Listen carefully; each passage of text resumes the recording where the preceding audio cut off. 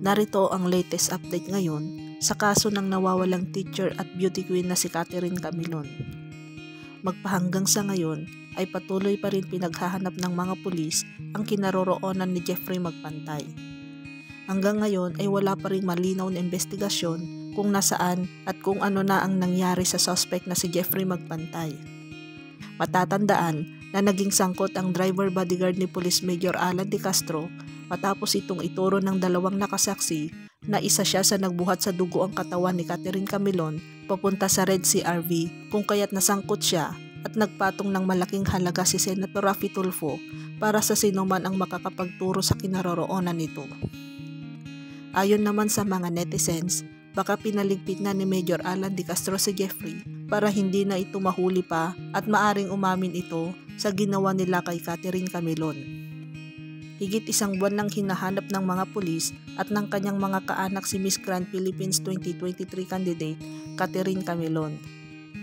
Nasaan na nga ba siya at anong posibleng nangyari sa dalaga? Ito ang palaisipan na unti-unting binubuo magpahanggang ngayon. Ilang ebidensya ang revelasyon na ang nakalap pero wala pa rin sagot kung nasaan si Catherine Camilon. October 17, pumutok ang balita tungkol sa pagkawala ng 26 anyos na beauty queen mula Towi, Batangas. Sa post ng kapatid niyang si Chinchin, October 20, uli nilang nakita si Catherine na magpaalam na pupunta sa Batangas City. Sabi naman ng inang si Rose na kapag mensahe pa ang bunsong anak na nasa isang mall sa Limery, Batangas, pasado alas 7 ng gabi. Makalipas ang isang oras, nakausap niya pa si Catherine sa telepono na nagsabing nasa isang gasolinahan sa Bawan, Batangas. Ito na pala ang huling beses na marininig ang ina ang boses ng anak. October 27, batay sa mga nakalap na ebidensya, pinangalanan ng PNP ng person of interest si Police Major Alan De Castro, isang pulis na naka-assign sa Batangas. Karelasyon umano ni De Castro si Catherine at siya ang katagpuin ang dalaga nang mawala siya.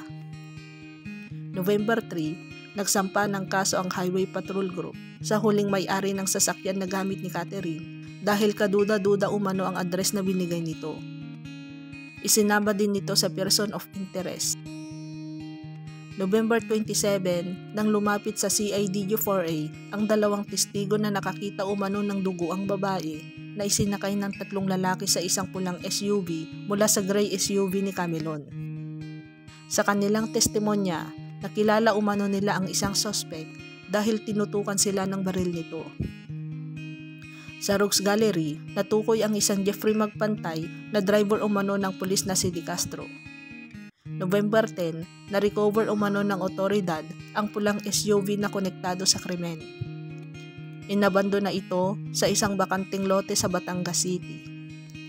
Nakuha sa sasakyan ng mga hibla ng buhok at ilang blood samples na sa pagsusuri ng forensic group ay kinumpirmang tugma sa DNA na nakuha naman sa kaanak ni Catherine. Ang SUV lang ang pisikal na hawak ng pulisya sa ngayon. Sabi ng natuntun ng may-ari nito, 2013 pa niya ito ibinenta.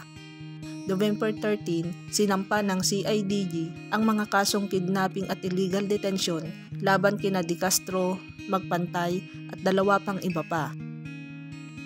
Lumalabas din sa investigasyon ng CIDG na sinasaktan umano ng karelasyong pulis si De Castro si Catherine. Nang makaharap ni De Castro si PNP Chief Binamin Acorda Jr. sa Camp Crame, humingi ng paumanhin ang pulis sa hepe. Hindi tapos ang kasong ito dahil patuloy pang nawawala si Catherine. Sabi ng pulis, lumiliit na ang tsansa na buhay pa siya pero patuloy na umaasa ang kanyang pamilya na muli nilang mahahagkan at mayayakap ang kanilang bunso.